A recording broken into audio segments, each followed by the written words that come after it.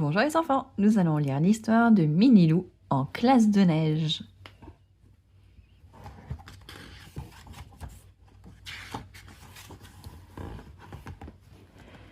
Aller à l'école et en vacances en même temps, c'est possible. Aujourd'hui, Mademoiselle Biglu emmène tous ses élèves en classe de neige. Minilou et Minipic, très impatients à l'idée de partir à la montagne, se retrouvent avec joie devant l'école, où les attend le bus. Ce n'est pas le cas de tout le monde. Comment peuvent-ils être contents de partir s'étonne Anicet, que l'idée de quitter son papa et sa maman rend un peu triste. Mais vroom, le bus démarre et après quelques kilomètres et plusieurs chansons, les chagrins sont oubliés. Yukaidi, Yukaïda, chantent en chœur tous les enfants.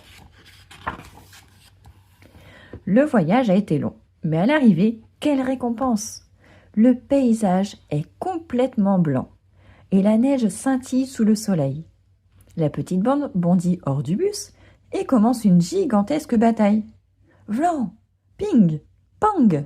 Les boules de neige volent de tous les côtés. Allons, allons, calmez-vous, je vous en prie, ronchonne Mademoiselle Biglu. Dans classe de neige, il y a le mot classe. Ça veut dire qu'il faut aussi travailler un peu. Mademoiselle Biglu a le plus grand mal à faire la leçon, car Minilou et ses amis n'ont qu'une seule énorme envie, aller jouer dehors. « Assis, silence, écoutez !» bafouille-t-elle désespérée, tandis que Doudou perfectionne ses tirs d'avion.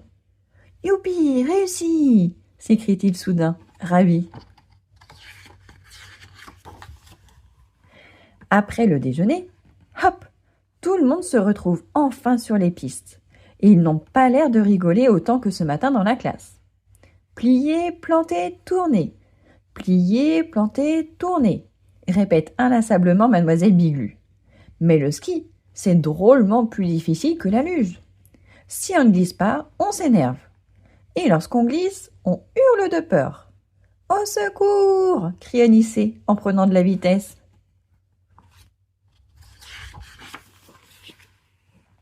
Le brossage des dents terminé, les compagnons de la petite chambrée n'ont pas du tout sommeil. C'est tellement rigolo d'être tous ensemble au moment de se coucher. « Dépêchez-vous de dormir, je veux entendre les mouches voler !» avait prévenu Mademoiselle Biglu en refermant la porte. « Dormir ? Quel ennui !» a murmuré Minilou en jetant le premier polochon. Plaf, splotch, pif, le dortoir est transformé en champ de bataille. Et que volent les oreillers, lance Elliot, le raton laveur qui arbitre la partie. Du haut de son lit, la chatte-muche compte les points et semble captivée par ce spectacle. « Alerte, v'là Biglu !» s'égosille brusquement Doudou qui faisait le guet près de la porte. La porte s'ouvre d'un coup et Mademoiselle Biglu apparaît, une chandelle à la main. Elle a sa tête des très mauvais jours et semble prête à crier. Mais une drôle de surprise l'attend. Tout le monde est sagement couché et dort. Enfin, presque. Du fond de son lit, Minilou lance un clin d'œil complice à son copain Minipic.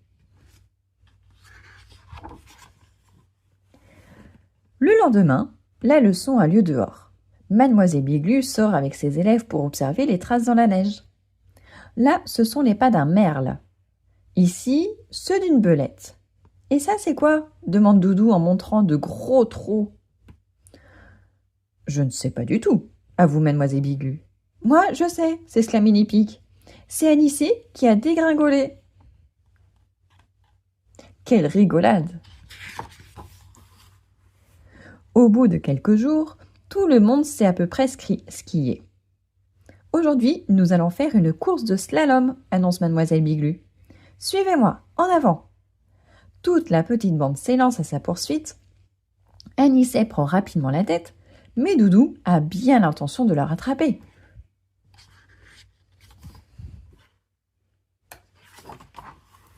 Seulement, au bas de la piste, Mademoiselle Biglu a disparu. « Où êtes-vous » demande prudemment Gus, le petit faon. « Qu'est-ce qu'on va faire » s'inquiète Anicet. « On pourrait fabriquer un bonhomme de neige avec le gros tas qui est là-bas » propose Anicet.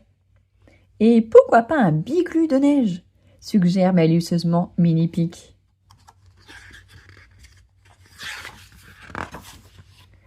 Mais à peine est-il terminé que le Biglu de neige se met à trembler. « À l'aide !» crie Maxou le renard en prenant ses pattes et ses skis à son cou.